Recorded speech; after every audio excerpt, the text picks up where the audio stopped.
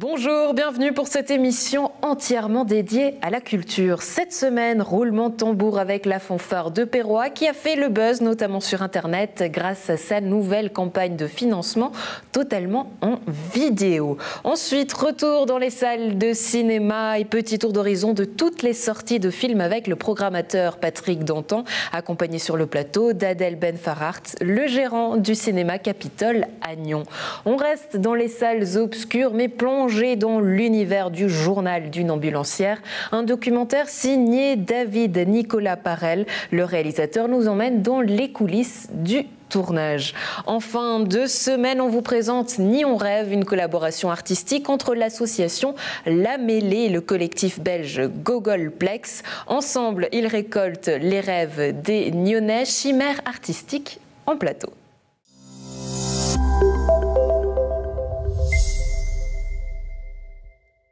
Des uniformes tout beaux, tout neufs pour la fanfare de Perrois qui a fait le buzz grâce à sa vidéo faite maison pour sa campagne de financement. On en parle avec nos deux invités. Joëlle Gaillard, bonjour. Bonjour. Vous êtes la présidente de la fanfare de Perrois, avec nous également Victor Marietan. Vous êtes le directeur. Bonjour Victor, bonjour. Merci d'être avec nous. Alors une vidéo qui a fait le buzz. Expliquez-nous comment est née cette campagne de financement. La vidéo est venue après. Oui, ouais. la vidéo est venue après. Au fait, ce qui s'est passé, donc le projet, ce qu'il faut dire, c'est que le projet de changement d'uniforme de la fanfare de Perrois, c'est quelque chose qu'on prépare depuis de nombreuses années. On voyait venir le problème du renouvellement de nos uniformes. On a eu pas mal de jeunes musiciens qui sont arrivés. Et puis concrètement, on n'avait plus de quoi les équiper. Donc on savait déjà depuis plusieurs années qu'on avait ça en ligne de mire. Donc on avait prévu le coût, entre guillemets, ça fait plusieurs années qu'on économise, qu'on sait plus ou moins combien ça va nous coûter, etc. Donc on avait notre plan, tout feu, tout beau, tout bien ficelé, etc. Et puis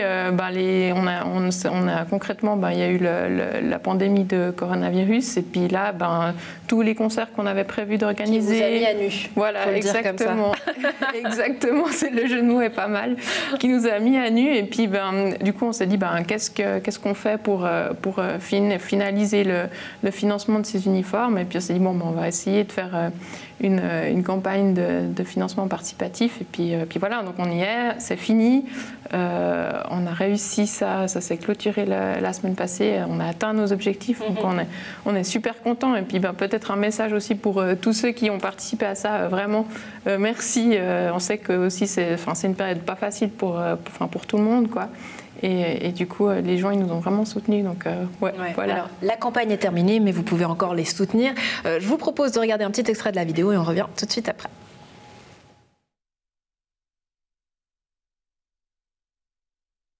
Jésus-Christ, un mardi, que commence la formidable préhistoire de la fanfare de Perrois. À cette époque, musiciennes et musiciens revêtent leur plus belle peau de bêtes sauvages pour parader fièrement sous les yeux impressionnés des Homo sapiens du coin. Les années passent et le bel uniforme se fait vieux. Il a rétréci et le stock de tissu est épuisé. Impossible d'équiper les nouvelles recrues de la fanfare. Alors Victor, on vous entend pas, c'est le pasteur, vous m'avez dit qu'on entend dans cette vidéo, mais on l'entend dire dans cette vidéo que les autres fanfares sont un peu jalouses de votre uniforme, c'est vrai ? Alors on leur demandera quand on pourra les inviter à notre inauguration, mais le costume est très bien, l'entreprise qu'on a engagée est très professionnelle, tout est fait en Suisse, et ça nous tenait aussi à cœur de bosser un petit peu avec des locaux. Et puis il faudra demander aux autres musiciens quand on pourra le mettre. Oui, parce que la question c'est quand. Alors évidemment vous pourrez les montrer quand vous pourrez revenir soit sur scène, soit être en extérieur pour jouer. En tant que directeur, comment ça se passe cette vie de musicien confiné pour la fanfare de Perrois ? Alors c'est compliqué comme tout le monde. Je m'estime très chanceux dans le sens où j'ai des musiciens et surtout un comité et une commission de musique qui est très très... ils ont été toujours très réactifs et les musiciens jouent quasiment, mis à part une ou deux exceptions, ils jouent quasiment tous le jeu, donc se voir se voir là, maintenant qu'on peut répéter, on se voit à 4, on répète, on fait un petit peu de musique de chambre, on appelle ça, avec 4 musiciens et puis moi pour gérer un petit peu le groupe. Et puis quand on était vraiment à la maison, on a profité pour toujours faire des petites activités par vidéoconférence, des jeux. J'ai organisé 1 ou 2 cours de solfège, savoir d'où viennent les notes, un petit peu d'histoire là-dedans. Il y a un de nos musiciens qui a donné une masterclass d'improvisation. Alors on a utilisé un petit peu tous les atouts de la société pour garder vraiment un contact avec les musiciens qui est primordial. Vu que les musiciens là, c'est un monde amateur, ils viennent aussi et surtout pour le côté social. Et il fallait vraiment garder ce lien avec eux tout du long, depuis mars l'année passée en fait. Ouais, parce qu'on parle d'assouplissement du Conseil fédéral, mais vous me disiez tout à l'heure que, au fait, suite aux nouvelles annonces, ça s'est un petit peu complexifié pour vous. Pourquoi ? Alors, parce qu'il y a des règles, il y a une règle en plus, alors on peut se voir à plus dans un cadre privé, mais dans le cadre sportif et culturel, ils imposent à l'intérieur 25 mètres carrés par musicien. Et je connais peu de locaux sur le canton qui peuvent accueillir pour 4 personnes 25 mètres carrés. Il faut des grands locaux. Et puis, voilà, c'est vraiment compliqué de faire avec toutes les règles qu'on nous impose. Pourtant, on est juste 4-5 copains par soir à vouloir faire de la musique et puis à essayer d'enjoliver un petit peu nos vies moroses. Et puis, c'est triste de voir qu'on nous impose à chaque fois qu'on nous bride, en fait, pour ça. Ouais, alors, ensemble, vous serez, je crois, une quarantaine de musiciens, c'est ça, pour la fanfare de Perrois. Vous, personnellement, Joël Gaillard, qu'est-ce qui vous coûte le plus? Parce que je sais que c'est une grande famille à Perrois, c'est le fait de ne plus pouvoir vous réunir tous ensemble, de ne pas jouer de la musique. Qu'est-ce qui vous touche le plus? Ce qui est un peu pesant, c'est qu'on ne sait pas jusqu'à quand on va être, jusqu'à quand ces règles s'appliquent. Et puis, pour moi, ce qui est difficile en tant que président, ce que je trouve c'est compliqué, c'est de toujours réussir à mobiliser les gens alors qu'on ne peut pas faire grand-chose. Et puis, chaque fois qu'on a essayé d'organiser un truc, et pile quand les choses se précisent, non, les règles, elles changent. Donc, c'était même assez rude pour vous, parce que vous me disiez que le gala devait avoir lieu le 14 et 15 mars. Les annonces sont tombées le 13, et là, c'était confinement pour tout le monde. L'année passée, c'est ça qui s'est passé. Ouais. On était prêts à faire notre soirée annuelle, et puis on a utilisé notre deuxième général pour démonter la scène, ranger la déco, et puis rentrer chez nous. Donc ça, c'était le premier événement qui était compliqué. Mais après, c'est vrai, à chaque fois qu'on a voulu reprendre les répétitions, on a à chaque fois trouvé des solutions. Par exemple, en trouvant une salle plus grande pour répéter. Et puis concrètement, on a fait quoi, 4-5 répétitions dans cette salle plus grande. Et puis derrière, on a dit non, au fait, on ne peut plus répéter. Donc après, voilà, on comprend bien, c'est la même chose pour tout le monde. Et puis nous, on se plaint de notre petite histoire de musiciens, de fanfarons. On sait bien que c'est compliqué pour tout le monde. Mais ce que je trouve personnellement difficile, c'est de toujours de proposer quelque chose et puis de garder les gens motivés, garder les gens derrière nous pour le jour où on peut vraiment reprendre nos activités et puis qu'on soit toujours tous là, toujours tous motivés quand on pourra reprendre. Et ça, c'est un défi pour nous, mais je pense pour toutes les sociétés locales, de garder les gens motivés et puis derrière leur hobby, quoi. Ouais, en tout cas, quand on voit ces images, on a l'impression que vous avez gardé toute votre fraîcheur, l'énergie, votre bonne humeur, donc ça fait du bien. Sans savoir quand, où est-ce qu'on pourra vous voir, Victor, comment est-ce que vous vous préparez? C'est en petits groupes, mais au bout d'un moment, il faut accorder tout le monde. C'est quoi les solutions que vous avez trouvées? Alors, il y a plein de solutions qui sont possibles. Il y a notamment la Société cantonale vaudoise des musiques qui a fait des rendez-vous, qui a dit, tous les directeurs du canton, maintenant on se réunit, puis on fait un petit peu un partage d'idées. Ça, c'est aussi des jolis moments à passer, de voir qu'on est tous dans le même bateau. Et au final, le peu de rivalité qu'il y a, on les enlève, on casse les barrières et on prend toutes les idées de tout le monde. Ce qui est compliqué pour nous, c'était de changer le programme, dans le sens où le programme purement musical, on dit on prend la littérature pour 40 personnes, ensuite on se dit ok, on peut aller à 10, on prend la littérature à 10, mais à peu de voix, qu'on peut jouer à peut-être 20, 30, si un jour.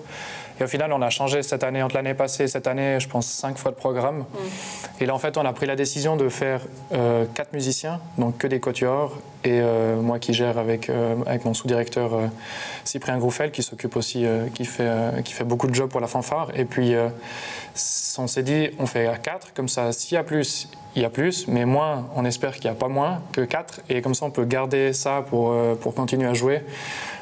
Idéalement, si on peut, mi-juin, si on peut faire des petits concerts, donc que les 4 chaque groupe de 4 puisse se représenter, ça serait l'idéal. Ouais. C'est tout ce qu'on vous souhaite, donc de retrouver la fanfare de Perrois ici dans le district avec des uniformes tout beaux, tout neufs. Merci beaucoup d'avoir été avec nous. Très belle journée à vous. Merci à vous pour l'invitation. Merci à vous.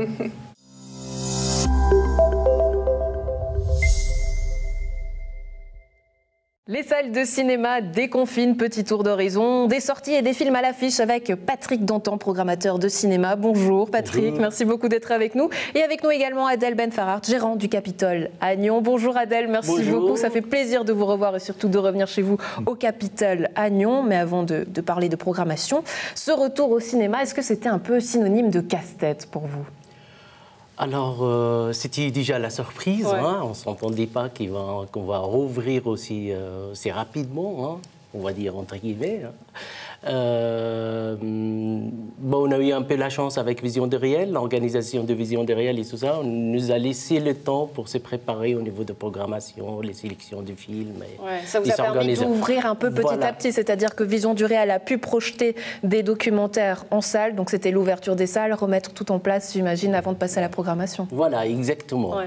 Comme c'est Vision de Réel qui gérait tout, hein, nous juste à mettre le matériel de cinéma à disposition, les clés, exactement. Et c'est eux qui gèrent tout. Ça nous a laissé le temps pour s'organiser, se préparer pour l'ouverture au grand public. Ouais, c'est là que Patrick Dantan rentre sur scène, toute la lumière est sur vous, parce que vendredi, l'ouverture des salles, justement. Comment est-ce que vous avez préparé cette ouverture, Patrick ? Un petit peu avec...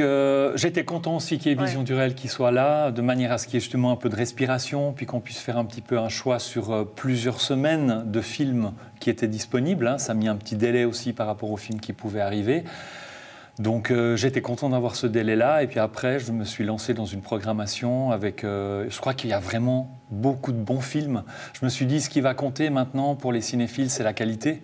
C'est de venir au cinéma et de se dire, là, j'ai vécu une expérience avec ce film, j'ai vu quelque chose de beau. Parce que finalement, Patrick, notre rapport, tu me diras si je dis juste ou pas, mais notre rapport au cinéma, il change un peu, parce qu'on ne vient plus au cinéma, Adèle, pour pouvoir consommer, pas le droit au popcorn, pas le droit de boire, exactement. Donc nos rapports au cinéma, ils changent un peu. Donc ce que tu nous dis, c'est qu'il faut miser tout sur la qualité du film. Là, en l'occurrence, il n'y a que le film hein, pour les gens qui viennent, puisqu'effectivement, il n'y a pas de bar, il n'y a pas tout ça, donc c'est juste le film. Et puis... Moi, ce que je pense aussi, c'est que quand on vit une belle expérience au cinéma, on va avoir envie de revenir. On va devenir cinéphile. Donc c'est peut-être un petit peu notre rôle, à nous, programmateurs, de proposer des belles choses de qualité quand on le peut, de prendre un petit peu des risques, avec des choses aussi qui sont des coups de cœur et ce genre de choses-là. Et donc je me suis dit, allez, fais-toi plaisir aussi à toi, et puis fais plaisir aux cinéphiles à travers ça, en proposant du beau, du cinéma de qualité, voilà. Alors on parlera d'ici quelques instants. Pour l'instant, c'est un peu les affaires qui fâchent avec vous, Adèle, parce qu'on est obligé de parler chiffres. Alors voilà, les salles de cinéma peuvent réouvrir avec une 50aine de personnes, ou alors selon la taille, un tiers. Comment ça se passe pour Nyon, au Capitole ? Alors là, on a deux bons films qui vont sortir. Et là, ça va être un tout petit peu compliqué pour nous au niveau de la petite salle. On aura quand même, je pense qu'on va refuser malheureusement de spectateurs. Mais pour être très clair, combien de personnes peuvent rentrer ? Alors, dans la petite salle, on a plus ou moins 25 personnes sur 80 places. Ouais. Et dans la grande salle, on est limité à 50. Ouais. Là... Alors, notre perte, surtout sur la petite salle, on a 2 films. Adieu le con qu'on va continuer avec et à la sortir. Il sera malheureusement dans la petite salle. Et là, on pense qu'on aura quand même des pertes, déjà la perte financière par rapport à la consommation de bar, parce qu'il sera fermé, plus on perd au niveau des entrées. Ouais. Comment ça se passe justement par rapport au Capitole ? Parce qu'on sait que voilà, c'était plusieurs mois de fermeture. Aujourd'hui, vous ouvrez, mais sans avoir la capacité pleine, sans les boissons, sans les consommations. On en est où pour la santé financière du Capitole ? Le Capitole, je ne veux pas dire si tout est rose, mais on est dans une phase, ça reste quand même une phase assez critique. Mais je pense qu'il faut qu'on passe ces 3-4 prochains mois. On doit vraiment tenir bon pour la reprise avec des films américains, avec des films commerciaux, il faut dire la vérité. Hein. C'est ça qu'on a besoin aussi au Capitole pour qu'on arrive à tourner. Pour l'instant, on a trouvé des rangements de nouveau avec la régie et le propriétaire au niveau de loyer pour les arriérés, de fermeture. Pour trouver un arrangement de paiement. Ça, on y est toujours en négociation, mais on avance bien. Maintenant, il reste au niveau de staff, on est aussi limité. On ne sera pas ouvert tous les jours, hein. On sera ouvert que le vendredi soir, samedi, dimanche et lundi. Il y aura 3 jours, on est fermé pour l'instant. D'accord. Parce que, voilà. On choisit de condenser et de répartir.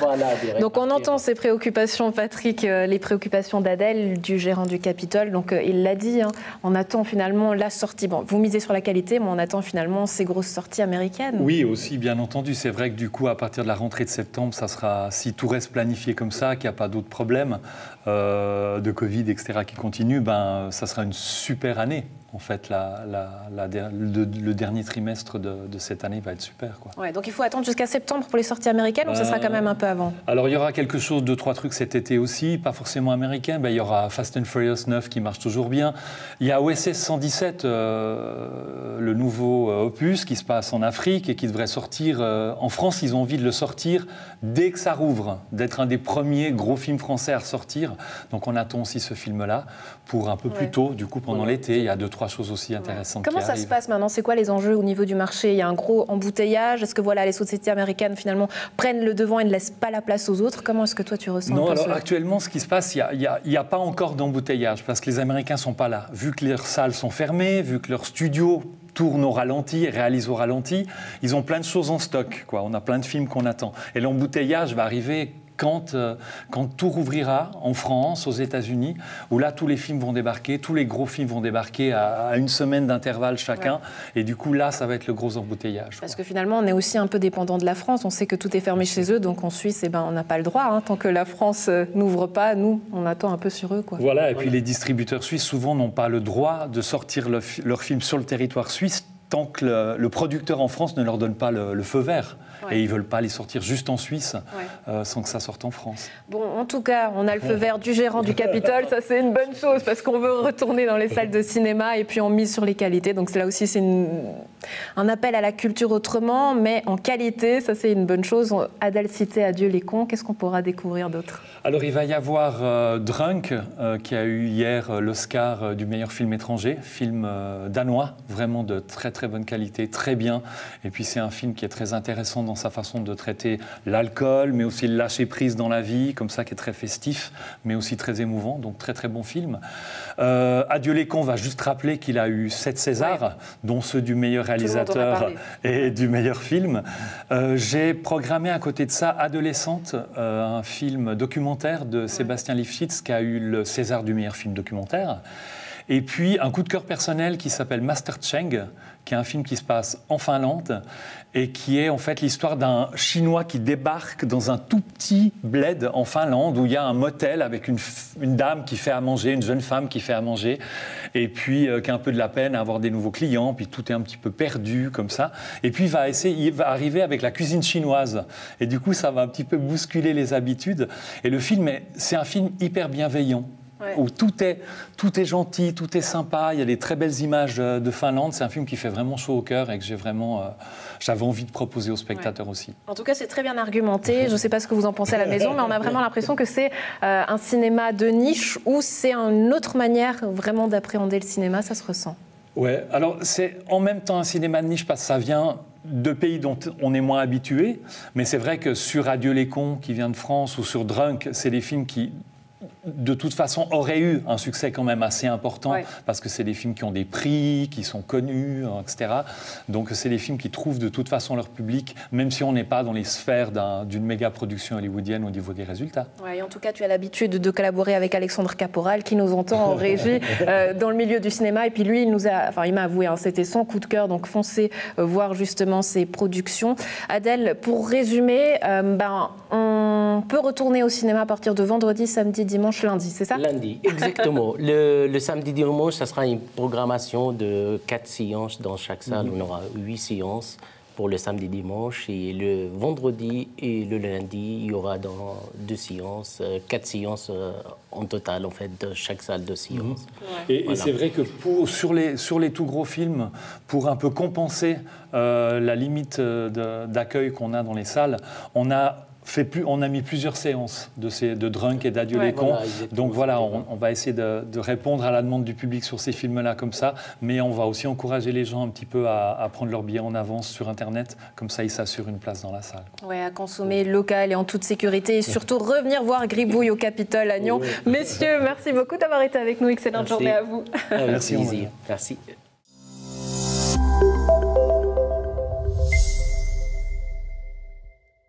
Plongé dans le documentaire immersif de David Nicolas Parel, Journal d'une ambulancière. Durant plusieurs mois, le réalisateur suit le quotidien de Mégane, 26 ans, une jeune femme ambulancière qui commence sa carrière à Genève et fait équipe avec Christophe, qui pratique ce métier depuis plusieurs années. Bonjour David. Bonjour. Merci beaucoup d'être avec nous. Alors c'est vrai que votre film fait la tournée des médias. Comment vous expliquez ce succès ? Je crois que le sujet porte assez à ce qu'on s'y intéresse avec tout ce qui s'est passé cette année de Covid. Et puis c'est un milieu qui est peu connu, même assez méconnu, c'est un métier de l'ombre. Et comme c'est des gens qui se sont retrouvés en première ligne pendant toute cette année avec le Covid, je pense que ça intéresse aussi les gens. Et puis mes personnages aussi, mes deux protagonistes, Christophe et Mégane, ils sont au centre de mon travail. Ouais, on va en parler d'ici quelques instants justement, parce que d'abord j'aimerais savoir ce qui vous a intéressé dans ce milieu-là, parce que vous avez l'habitude, maintenant on peut le dire, de photographier ce milieu depuis 5 ans je crois. Qu'est-ce qui vous a fait passer du milieu de la photographie à la vidéo et pourquoi suivre ce domaine-là des ambulanciers ? Alors en fait ça fait 5 ans que je fais de la photo d'immersion, je suis un autodidacte, j'ai appris un petit peu tout seul. Et un peu plus de 2 ans et demi que je suis avec ces ambulanciers, beaucoup la nuit, avec un uniforme, avec un appareil photo, et pour une immersion photographique, dans le but de faire une exposition, un livre photo. Mais j'avais aussi en tête, c'était aussi un travail de repérage pour un film documentaire. Qu'est-ce qui vous passionne dans ce milieu ? Ils sont au cœur ils voient tellement de choses. Pour moi, c'est un peu les témoins des états d'âme de la société. Et ils sont au cœur de la vie, de tout ce qui se passe, les coulisses, le décor de ce qu'on ne voit pas habituellement. Et donc, ils sont au cœur des souffrances, des peines, des doutes, des accidents, des drames qui peuvent arriver dans la vie. Et puis, ils sont au plus près des citoyens, de la société d'aujourd'hui. Ouais, ça s'appelle Journal d'une ambulancière. Je vous propose qu'on regarde un teaser et on revient tout de suite après. On est Québec n'a qu'à 4 pour le SU avec une patiente de 91 ans, degré 1. Degré 1. Oui, c'est tout bon. Je m'appelle Mégane. J'ai 26 ans. Hier, j'ai reçu mon diplôme d'ambulancière par la poste. J'ai été engagée pour renforcer les équipes durant la première année de Covid. Christophe, lui, ça fait 35 ans qu'il est là. C'est une figure du monde ambulancier. C'est lui qui m'a donné envie de faire ce métier. J'espère être à la hauteur. Sur le terrain, hier, vous avez tous pris assez cher avec des longues journées. Moi, je la sens pas encore, la phase de plateau. Avec la deuxième vague de Covid, on voit arriver d'autres problèmes. Angoisse, désespoir, sentiment d'isolement et de solitude. Moi, c'est la première fois sur ma carrière où je dois laisser seul mon coéquipier aller en intervention. Tu es sur le pas de porte puis tu vois pas ce qui se passe à l'intérieur. Tout s'accélère, tout s'aggrave. Ça veut dire qu'il est armé. Ce sont les esprits et les âmes qui commencent à souffrir. Monsieur, moi je fais mon travail, on n'a pas à m'expliquer ce qu'il faut faire, d'accord ? J'ai besoin de toi, Christophe. Il y a 20 minutes, il était debout.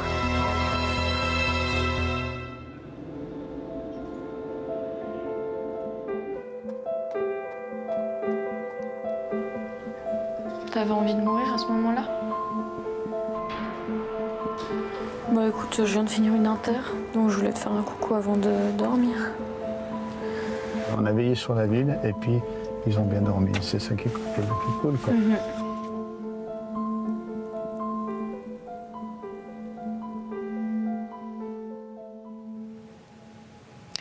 Alors Mégane et Christophe qu'on a vus dans les images, ce sont vos héros, les héros du documentaire. En tout cas, pourquoi les avoir choisis eux ?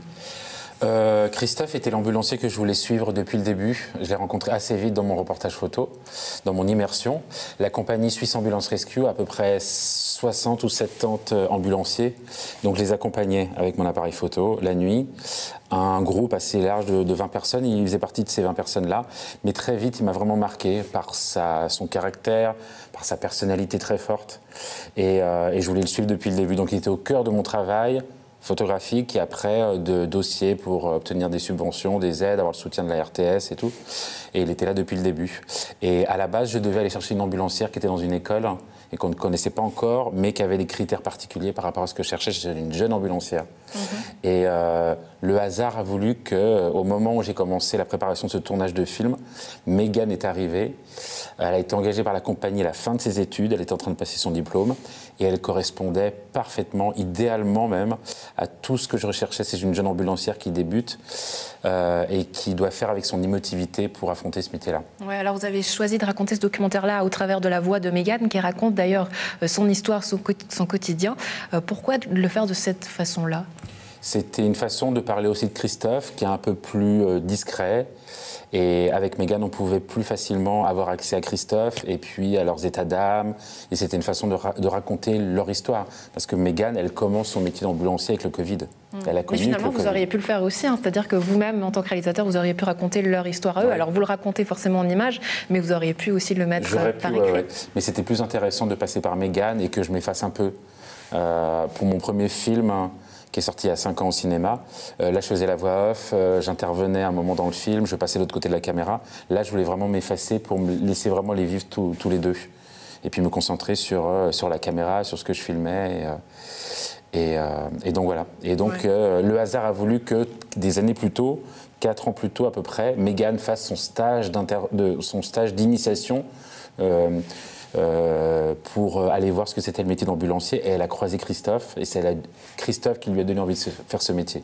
Donc c'était un heureux hasard que des années plus tard, je me retrouve à vouloir faire ce film et que Mégane soit engagée par la compagnie. La boucle était bouclée, comme on dit. Qu'est-ce qui vous a le plus marqué en étant au cœur de ce quotidien ? La solitude des gens, en fait, ce que les ambulanciers... Quand j'ai beaucoup posé la question, pendant ces 1 an et demi de repérage, j'ai souvent posé la question aux ambulanciers, qu'est-ce qui les marquait le plus dans leur métier, qu'ils aient 5 ans, 20 ans ou qu'ils viennent de commencer, qu'ils aient quelques mois, ils me disaient tous la même chose, c'est la solitude des gens. De plus en plus avec les années, et on voit que les gens se deviennent de plus en plus seuls, qui sont dans les beaux quartiers, qui sont dans les quartiers les plus pauvres. Et c'est ça ce qui me marquait le plus. Et c'est ce que j'ai voulu montrer. C'est ce que je montre en les accompagnant au quotidien. Les interventions sociales, etc. Les gens qui sont... Et avec le Covid, ça s'est amplifié plus encore. Ouais. Les gens le fait de le tourner durant le Covid, justement, c'était un choix voulu ou ça s'est fait après... Non, c'est le hasard qui a voulu ça. Parce que quand j'ai rencontré mon producteur, le Covid n'existait pas encore. On entendait vaguement parler quelque chose de ce qui se passait en Chine. C'était en fin d'année ou tout début janvier 2020. Et non, mais mes thèmes que je voulais aborder en les accompagnant étaient déjà là avant le Covid. Ouais. Leurs états d'âme à eux, la façon dont eux ils voient les états d'âme de la société, c'était déjà au cœur du film. Quelque part, ça a remis aussi en question votre quotidien à vous, parce que tout le repérage que vous aviez fait, il était plus valable, si j'ose dire, parce que leur manière de faire, peut-être la pratique, avait aussi un petit peu changé. Le métier avait un peu changé, mais d'une certaine façon, c'est-à-dire ils n'avaient plus accès aux patients de la même façon. Il y en a un qui doit toujours rester derrière la porte et tout, mais sinon les interventions sociales, les accidents, les choses comme ça, ça restait toujours la même chose. Et puis moi j'ai la chance que tout mon repérage de ces 1 an et demi soit aussi un travail photographique que je vais présenter dans quelques mois avec un livre et une exposition. Donc c'est 2 choses très différentes. Voilà. Ouais. On va y revenir juste d'ici quelques instants. J'aimerais avoir votre regard ou peut-être l'image qui vous reste comme ça en tête, ça serait laquelle ? L'image, c'est... alors, elle est liée au film, mais c'est une intervention qui a lieu chez une dame qui avait une suspicion d'AVC. Et tous les ambulanciers, Christophe et Mégane sont autour d'elle, et c'était très très compliqué. Et je suis retourné la voir des mois plus tard, quand on a choisi cette scène au montage, et on lui a proposé d'utiliser cette scène, parce qu'elle était très importante. Il y avait beaucoup de cafouillage autour de cette intervention, la famille était très stressée, et on lui a montré les images, on dit voilà madame, vous allez être peut-être floutée. Si vous acceptez qu'on montre les images, on flouttera votre visage. Et vraiment, en voyant les images, elle a dit non, je ne veux absolument pas être floutée, je veux qu'on me voie. Rien que pour rendre hommage à Christophe et Mégane, les 2 ambulanciers qui m'ont porté secours. Donc ça m'a extrêmement touché, et la scène est très forte dans le film parce qu'on voit... Quelque part, votre travail était un exutoire aussi pour ces patients-là, pour ces personnes-là ? Tout à fait, parce que vraiment le patient est au cœur aussi de mon travail. C'est pour ça que j'ai pu avoir ces autorisations, que j'ai pu être si près d'eux. C'est parce qu'ils comprenaient que je n'étais pas juste une caméra de reportage de télévision qui venait juste pour une nuit ou pour quelques heures. mais que j'étais avec eux depuis 1 an et demi. Souvent, des fois, les patients, je leur disais, voilà, je fais un film ou je fais des photos, et ça fait 1 an et demi que je suis avec eux. Ouais. Et j'ai l'uniforme, etc. Et les gens, ça les marquait, même s'ils étaient dans un état, des fois, difficile, ils comprenaient ma démarche. Journal d'une ambulancière, donc à voir ce 28 avril à 22h15 sur la RTS 1. Vous nous parliez de la suite, c'était un livre, autre chose? Oui, je prépare une exposition sur ce sujet-là. Et puis je vais encore être avec eux pendant un petit moment. Je pense pendant encore quelques mois, je vais reprendre l'uniforme et accompagner une grosse partie de la compagnie. Et puis Christophe et Mégane. Je vais continuer vers les sujets que j'ai photographiés ces dernières années. Je ne peux pas trop en parler pour l'instant, mais c'est lié aussi à un milieu avec l'uniforme en Suisse. Et puis à Paris, ça va être plutôt quelque chose autour de la banlieue parisienne, avec un éducateur de rue que j'accompagne dans une banlieue très défavorisée, en Seine-Saint-Denis, et que j'accompagne depuis 3 ans. Donc maintenant que j'ai commencé à apprendre à filmer, à tenir une caméra, je vais retourner dans les endroits où j'ai été avec un appareil photo ces dernières années. On se réjouit de suivre votre parcours, David Nicolas Parel. Merci beaucoup d'avoir été avec nous. Très belle journée à vous.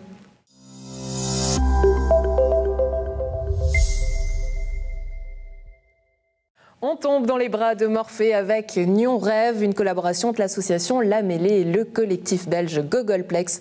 Ensemble, ils récoltent les rêves des Nyonnais pour en faire tout un art. On en parle en plateau avec nos 2 invités. Valentin Pitou, bonjour. Bonjour. Merci beaucoup d'être avec nous. Philémon Sisling, bonjour. Bonjour. Merci d'être sur ce plateau pour nous faire rêver. Alors, à tous les coups, est-ce qu'on peut déjà nous expliquer comment ce projet est né ? Alors, il est né, à l'origine, ça vient d'un film qui s'appelle L'An 01, dans lequel c'est une situation dystopique ou apocalyptique, dans lequel les gens s'arrêtent et mettent la radio pour écouter les nouvelles. Et à la place des nouvelles, on entend un rêve. Et ça nous a donné l'idée de, tiens, c'est agréable de simplement écouter un rêve. Et on s'est dit, pourquoi pas développer ce principe sans partir dans un projet d'analyse ou d'interprétation, mais juste le rêve tel quel et le récit. Ouais, donc vous récoltez les rêves des Nyonnais. Comment ça se passe concrètement ? Concrètement, on a organisé un camion studio avec lequel on se déplace à différents endroits à Nyon. Et à l'intérieur, nous avons installé donc une chaise, ou 2, ou 3 ou 4, avec une table et ce micro. Et donc l'idée, c'est qu'on démarche dans la rue et on demande aux gens si déjà, ils rêvent. Est-ce que tu rêves, Andrea ? Alors je rêve, mais est-ce que les Nyonnais rêvent ? Les Nyonnais rêvent énormément, mais ils restent très timides malgré tout. Mais certains d'entre eux, quand même une bonne centaine, nous ont déjà fourni quelques témoignages. Est-ce que c'est facile justement de récolter les rêves ? Est-ce que les gens confient facilement leurs rêves ? Il y a toujours quelque chose d'un peu intime à raconter son rêve, donc c'est pas si facile pour les gens. Il y en a chez qui ça vient très naturellement, il y a des personnes qui s'intéressent plus ou moins à leur inconscient, il y a des gens qui prétendent ne pas rêver, beaucoup de gens qui prétendent ne pas rêver, mais finalement, dès qu'on propose... Vous croyez que c'est un mensonge ? Je crois que scientifiquement, c'est pas vraiment possible qu'on ne rêve pas, qu'on ne se souvienne pas de ses rêves, ça c'est très possible, et c'est le cas de beaucoup de personnes. Mais tout le monde rêve, et il y a quelques personnes qui sont très intéressées et qui se prêtent volontiers au jeu. Ouais, un rêve rigolo que vous ayez récolté, ça serait lequel ? Hier, on a eu une dame qui nous racontait qu'elle était poursuivie dans les escaliers par David Niven, qui apparemment est un acteur, dans un escalier en colimaçon, et que son père, qui est cuisinier, intervient, prend David Niven et le jette dans une marmite. Vous avez aussi fait une vidéo qui met un petit peu en scène cette récolte de rêves. On regarde et on revient tout de suite après. À ce prix-là, la cuisson des saucisses va prendre des heures. Il y a plein de détails qui reviennent comme ça, tu vois. J'ai un peu du mal à... Une invasion des tortues qui ont rentré dans mon cabane. Je tombe sur une salle qui ressemble à The Voice. Enfin, ça s'appelle The Voice, mais ça ressemble pas du tout à The Voice. Il y a aussi un serpent qui passe. Il y avait sûrement encore Marine Le Pen. Est-ce que les gens savent que je parle d'un rêve? Qu'est-ce qu'il en sera fait justement de ces rêves récoltés? Alors, avec tous les témoignages, l'idée c'est de créer des capsules dont on ne connaît pas encore actuellement la durée, et d'entremêler les différents rêves afin de faire des histoires nouvelles. D'accord, donc ce serait ça le projet artistique finalement, c'est le processus de créer des histoires nouvelles. À partir de rêves récoltés, effectivement. Donc on crée le terreau avec la récolte de rêves, et avec ça, on fait c'est comme de la sculpture audio. Voilà. L'idée originale était plutôt de garder les rêves tels quels, sans les toucher, et les proposer un par un.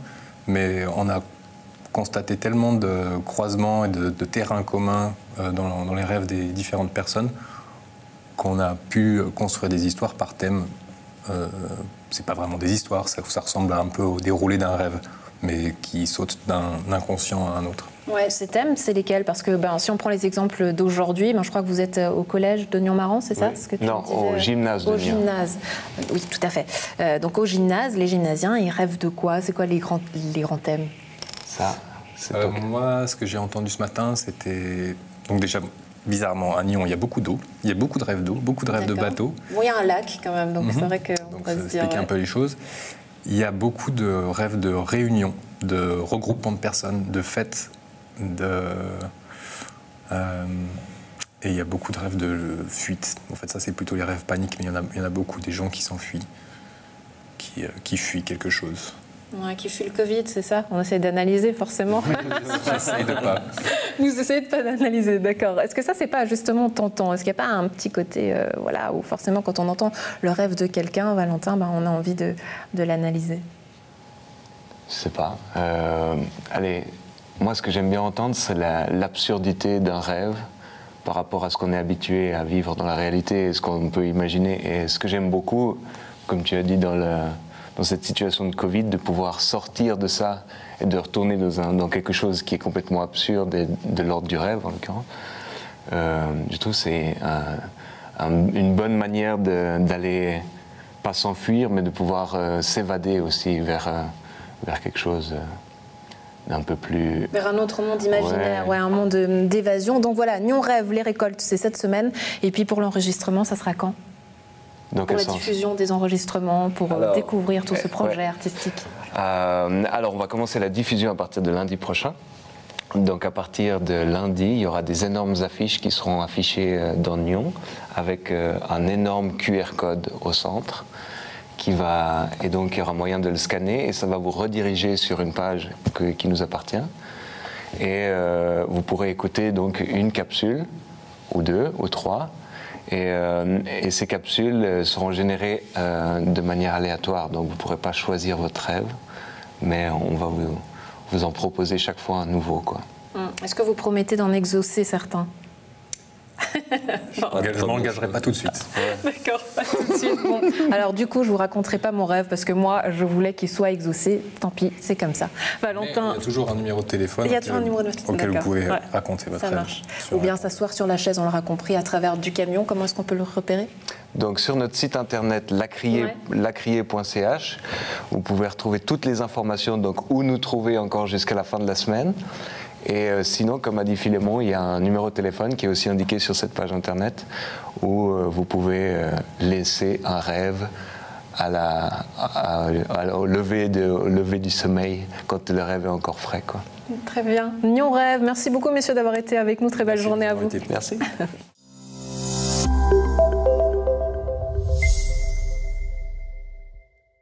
C'est tout pour la rétroculture, un plaisir d'avoir été en votre compagnie. On se retrouve très vite, vous le savez, pour plus de culture et plus d'aventure.